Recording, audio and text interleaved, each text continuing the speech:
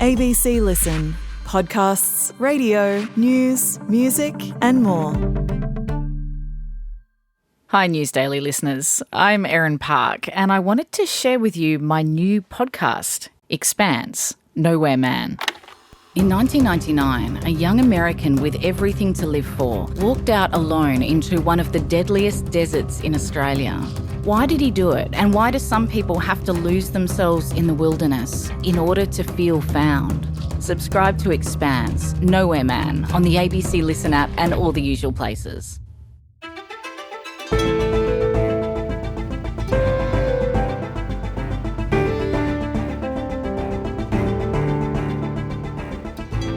The Treasurer, Jim Chalmers, has set his sights on tax reform, which will be the centrepiece of a meeting of the nation's best policy minds next month. But is a big shake-up of the tax system even possible in the current political climate? Today, the ABC's finance expert, Alan Kohler, on why these experts would be better off talking about artificial intelligence and even a hike to the GST instead. I'm Sydney Peed on Gadigal land in Sydney. This is ABC News Daily.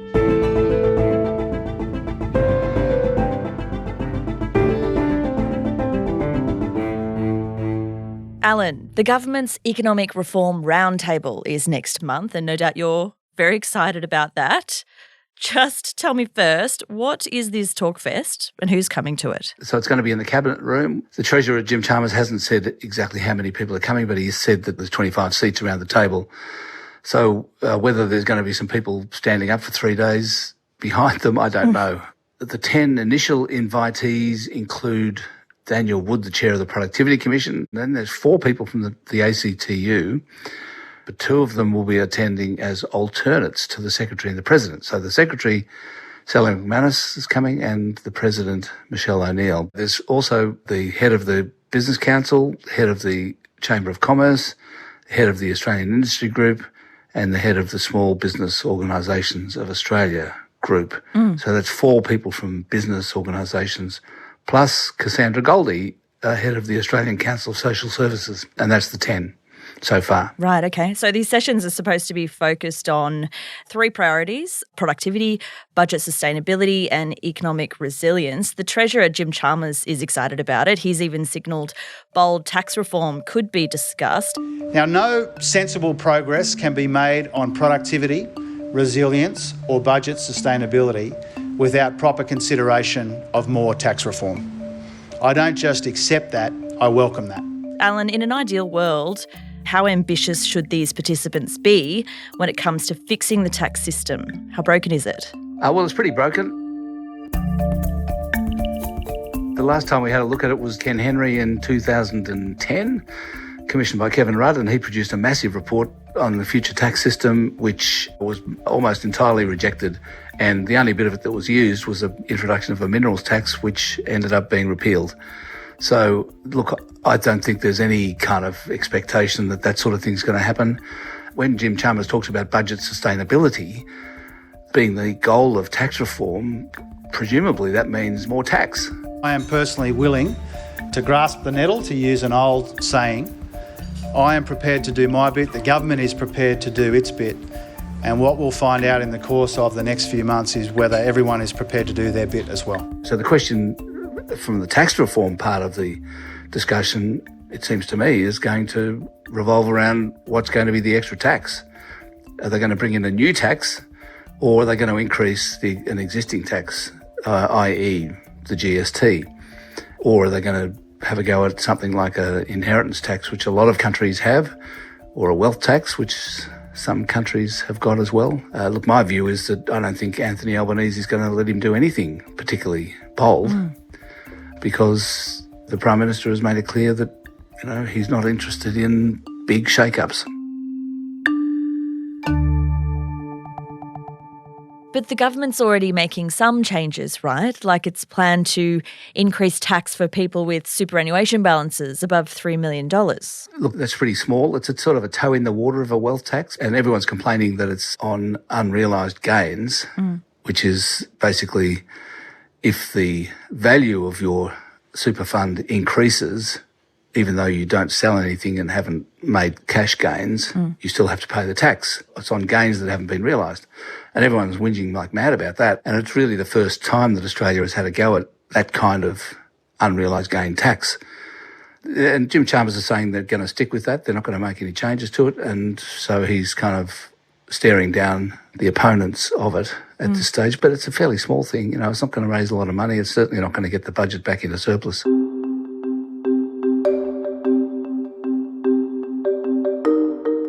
And tax reform, it's always a tricky business because there's always winners and there's always losers. So if rewriting the tax system is a bit too hard for this round table, you've got another suggestion that they could be talking about instead artificial intelligence. So why is that so important? Because there are some big moves on AI in China and the US worth taking note of, right? Well, yeah, that's right. So look, in my view, most of the discussion about productivity needs to focus on artificial intelligence because we're in the middle of this, what's clearly a revolution in technology that China is well ahead of virtually everyone else on. The United States is also having a go at. President Trump's having, on July the 23rd, he's having what he calls AI Action Day, which is going to be a whole series of executive orders designed to regulate or mainly promote the use of artificial intelligence in the United States. So that's happening. That's 3 weeks before the roundtable. I think that they should have a look at what the United States is doing and have a talk about, whether we should do the same thing and what bits of that should we pick up and what shouldn't we pick up. I mean, they need to think about what does Australia have to do to get us using AI in such a way that improves productivity.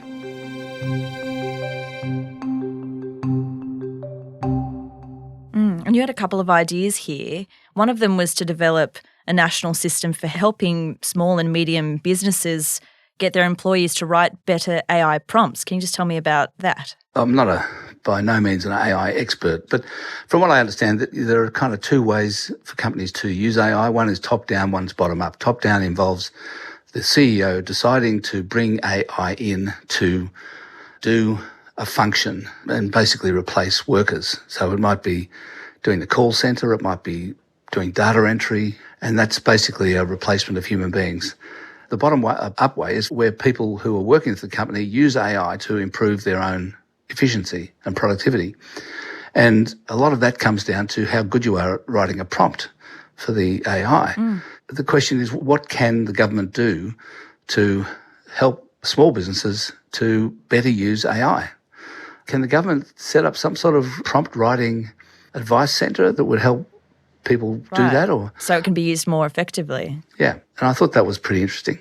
I guess the other issue is the fear around people losing their jobs. So one of these other ideas is to modernise the welfare safety net. Can you just tell me a bit about that? Well, so at the moment we've got a system called Job Seeker, which has a certain amount of money, which is clearly, everyone says is not enough, clearly not enough. And also it has a mutual obligation system. And so in order to qualify for Job Seeker, you have to keep applying for jobs. That system's been around a long time and it sort of predates AI. The question is, will AI now result in a large amount of permanent unemployment? There's a lot of opinions both ways about this. A lot of people say, well, everyone will find another job. Previous technological revolutions in history have not resulted in long-term permanent unemployment. And it is true that, we've got a lot of robots in the world and unemployment is in Australia 4.1%. So it's not as if the robots that are there have caused a large amount of unemployment. But I think there is a fair bit of fear as to, what happens if there is the sort of big increase in unemployment as a result of AI, and so people are scared of it. And I think that's understandable. What is possible is some kind of safety net for people thrown out of work by AI. How that might work, I don't know. I mean, it's difficult. Can you sort of separate off people who lose their jobs because of AI? You probably can't. How would you fund it? Could you fund it with a tax on AI? The problem with that is that you want to encourage the use of AI. You don't want to tax it. Taxing something discourages its use. So you want to actually, if anything, you want to lower the tax on AI so that people are more inclined to use it, so that productivity improves. So, it's kind of difficult to get your head around. But I guess that's what you get 25 smart people in a room for. Yeah, that's right. So they could potentially strike the right balance there and improve the economy and productivity at the same time through AI?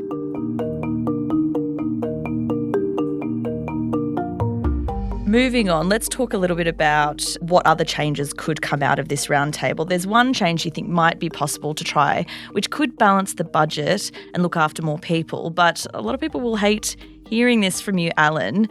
We should perhaps raise the GST. And by how much? Well, look, it clearly does need to be more tax revenue. We've been through this before. In 1985, Bob Hawke and Paul Keating held a tax summit because there wasn't enough tax revenue, and they went to that tax summit with three proposals. One was the GST, another was the capital gains tax, and the third thing was fringe benefits tax. And the tax summit happened in 85, and two of those three things got up. The GST did not. Treasury also said the same thing to John Howard in 1998 and said, you've got to have a GST. And so he went back on his promise not to have a GST. So we got one in 2000 because tax revenue fell short, and now it's fallen short again. So the question is, do we come up with another new tax as we did in 85 and 2000, or do we basically just increase the ones we've got? And everyone's agreed that we've got too much tax revenue coming out of income taxes. I'm not sure this is right, but anyway, it seems to be a consensus view. And you need to also have a lower company tax rate because company taxes are coming down around the world, and you kind of lose companies. They move. The only thing left really is GST, and the average GST around the world is between 15 and 20%. So increasing our GST from 10 to 15% would not be out of line with the rest of the world. Also, we've excluded a lot of stuff like food, and so the proposal would be to increase the rate and to broaden the base so that you pick up more things. The problem with the GST is that it's regressive, not progressive like income taxes. That is to say, it affects poor people much more than the well-off because they tend to spend more of their income on things that are subject to GST. So how would you make it less regressive? And Richard Holden and Rosalind Dixon, who are professors at the UNSW in Sydney, came up with an idea, which is that you have a tax-free threshold of GST. They proposed $12,000 a year, $1,000 a month. So all spending up to that amount per year would be GST free. And so what, the taxpayer would then get that money back each year? Well, that was the idea. I mean, I rang Richard Holden up and said, how would you do that? How can the government possibly know what each person's spending? And the answer is, he just said, well, you don't have to know. You just give back the GST on that $12,000, which is $1,800. He reckons it should be in two lots of $900. So every 6 months you get a lump of $900 in your bank account. Just means that you're getting back the GST you've paid on the first $12,000 of your spending each year. And I think that's a very interesting proposal. Yeah. Something that they could talk about at the round table, perhaps. Well, he reckons that you'd end up with a net extra $45 billion in revenue, which you could use to cut income taxes as well as balance the budget.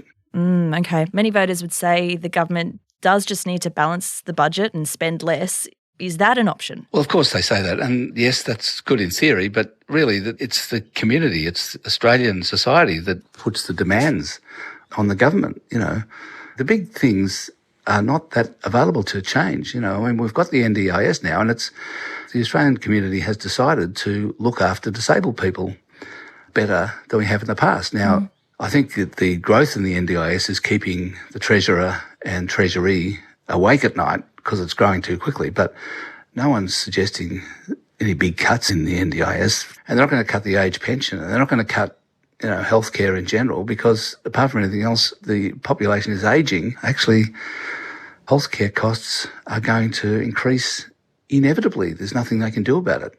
And now also there's pressure to increase defence spending. We've agreed to this AUKUS thing where we're going to spend billions of dollars on nuclear submarines.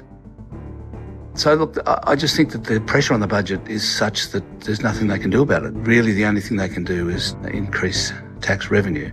But look, all of the business group representatives, business council, etc., at the roundtable will say that, oh no, you've got to cut spending. And so they'll end up having an argument that'll last all day about that and just waste time. When they should be talking about AI after all. I think so, that's right. Alan, thanks so much. Not at all. Alan Kohler is the ABC's finance expert. This episode was produced by Cara Jensen-McKinnon and Sam Dunn. Audio production by Adair Shepherd. Our supervising producer is David Cody. I'm Sydney Peed. ABC News Daily will be back on Monday. Thanks for listening.